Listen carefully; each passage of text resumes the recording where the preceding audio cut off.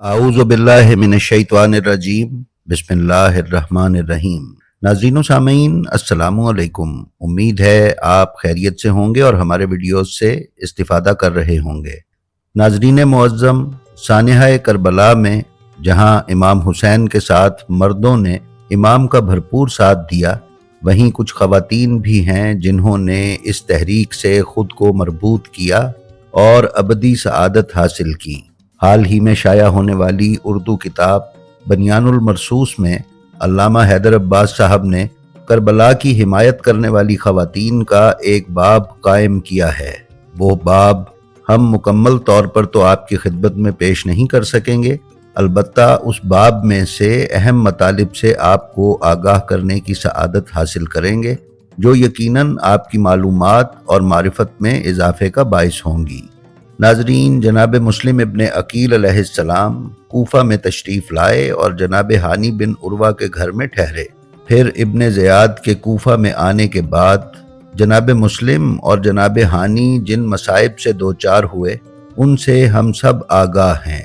ان دونوں حضرات کی شہادت کے بعد جناب ہانی کی زوجہ بی بی رویحہ اپنے فرزند یحییٰ بن ہانی کے ساتھ کوفہ میں روپوش ہو گئیں، اور جب امام حسین علیہ السلام کے کربلا پہنچنے کا پتہ چلا تو جناب ہانی کے یہ فرزند یحییٰ کسی نہ کسی طریقے سے امام حسین علیہ السلام کی خدمت میں کربلا پہنچنے میں کامیاب ہوئے۔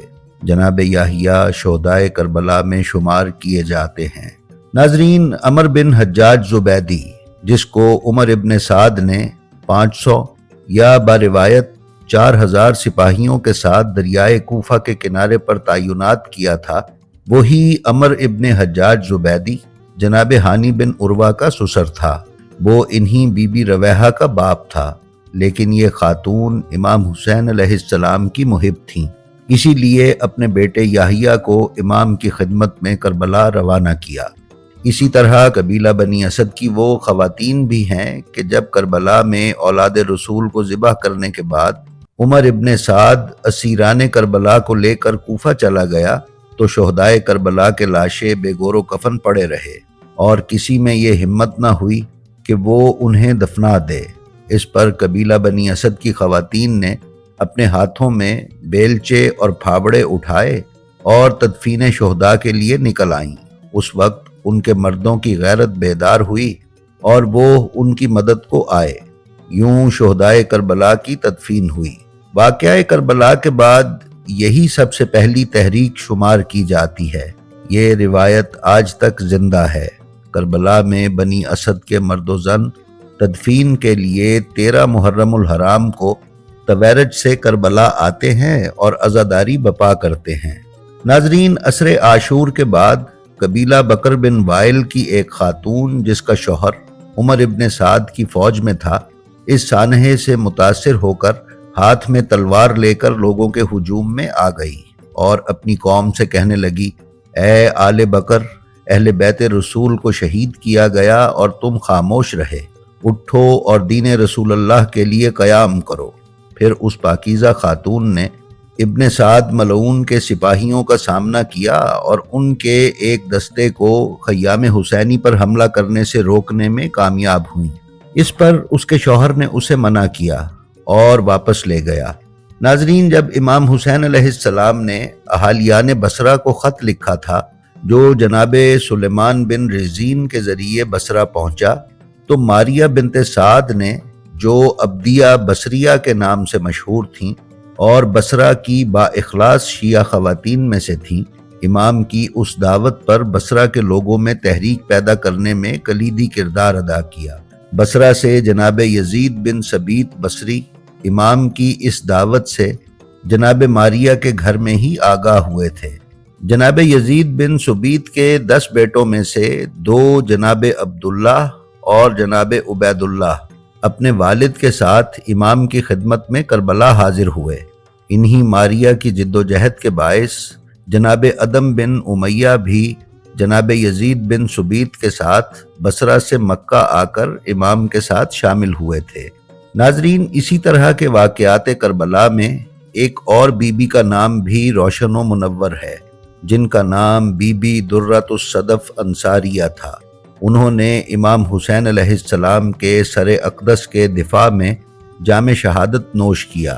یہ بی بی اپنے والد جناب عبداللہ بن عمر کے ساتھ شام کے شہر حلب میں رہائش رکھتی تھیں۔ جب ان کے والد نے سنا کہ امام حسین علیہ السلام کی شہادت ہو چکی ہے اور اسیران کربلا کو شہدائے کربلا کے سروں کے ساتھ یزید ملعون کے پاس شام لے جایا جا رہا ہے، تو شدید غم و غصے کے ساتھ یہ گھر میں تشریف لائے۔ ان کی دختر نے ان کی اس حالت کے بارے میں سوال کیا تو انہوں نے اپنی بیٹی کو تمام ماجرا بتایا۔ اس وقت سید الشہداء کا سر اور اسیران کربلا شہر حلب کے قریب پہنچ چکے تھے۔ ان خاتون نے اپنے والد کے ساتھ خروج کیا اور حلب اور اس کے اطراف کے لوگوں سے مدد طلب کی، اور 70 سے زائد افراد کے ساتھ انہوں نے مردانہ جنگی لباس پہن کر فوج یزید کا سامنا کیا۔ اسیران کربلا کو لے جانے والے یزیدی فوجیوں کی تعداد چونکہ بہت زیادہ تھی، اس لیے اس جنگ میں ان بی بی کے ساتھ 90 مرد اور 12 خواتین شہادت کے درجہ پر فائز ہوئیں۔ شہید ہونے والوں میں جناب ابو الاسود دیلمی اور جناب حنظلہ بن جزلہ خزائی بھی تھے۔ یہ جنگ 10 ربیع الاول سن 61 ہجری کو ہوئی۔ ناظرین، جناب درۃ الصدف نے نہایت بہادری اور دلیری کے ساتھ اہل حلب، بنی ذیل اور بنی جزا کے لوگوں کو اکٹھا کیا اور اپنی کم اور دشمن کی کثیر تعداد کے باوجود مودت اہل بیت پر شہید ہو جانے کی وہ تاریخ رقم کی جو رہتی دنیا تک قائم رہے گی۔ کربلا کے واقعے کے بعد اس تحریک کو خواتین کی دوسری مسلح تحریک کہا جاتا ہے۔ بی بی درۃ الصدف انصاریہ نے جب اپنے والد سے امام حسین علیہ السلام کی شہادت اور ان کے سر اقدس کو شام لے جانے کی خبر سنی تو فرمایا تھا کہ ہادی برحق کی شہادت کے بعد زندگی میں کوئی خیر نہیں ہے۔ قسم بخدا اگر میں امام حسین علیہ السلام کے سر مبارک اور اسیران اہل بیت علیہم السلام کے کاروان کو نجات دلا سکی تو امام علیہ السلام کا مقدس سر اپنے گھر میں ہی دفن کروں گی، اور اس سے مشرف ہونے پر میں اہل زمین پر فخر کروں گی۔